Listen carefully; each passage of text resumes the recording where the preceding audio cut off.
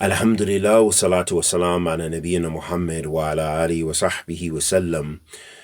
أما بعد أحبتي في الله السلام عليكم ورحمة الله وبركاته. أسأل الله كريم رب العرش العظيم أن يتولنا في الدنيا والآخرة. أحبتي في الله, a question was asked to Sheikh Abdurrahman Adani رحمة الله عليه رحمة واسعة.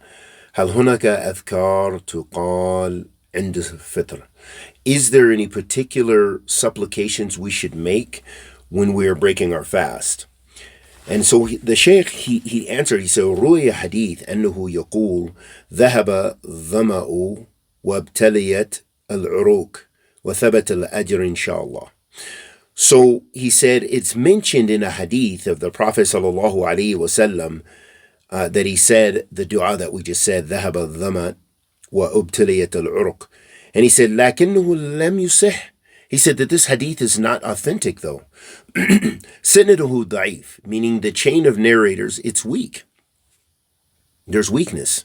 He said, لكن ثبت عند النبي صلى الله عليه وسلم. However, what is affirmed on the Prophet صلى الله عليه وسلم أنه قال ثلاثة لا ترد دعوتهم منها وصائم. He said, but what is authenticated on the Prophet Muhammad sallallahu alaihi wasallam when you break your fast, he said, is that the Prophet sallallahu alaihi wasallam said there are three whose dua will not be rejected, and from amongst them is the person who fasts. And he says, and in another narration, في لفظ حين يفطر, the time he breaks fast. وفي لفظ, and in another narration, حتى يفطر, the word حتى يفطر, which means until they break their fast. He said, وهذا هو أصح. He said, so this latter narration is the most correct, meaning until they break your fast. And what do we learn from this? He says, وما هو فرق بين اللفظين? What's the difference between those two statements? He said, إذا كان حتى يفطر, if it is mentioned that until he breaks his fast, then the meaning is that he should supplicate during the time of fasting, meaning all the time he's fasting. فَصَوْمْ مَحَلِّ قَبُولِ الدُّعَاء. So when we fast, this is the time, or this is the place in which we should be supplicating.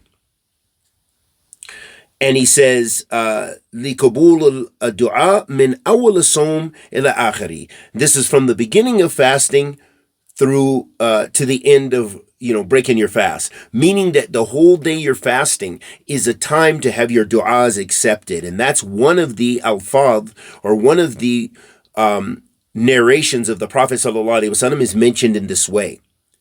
And he said, the other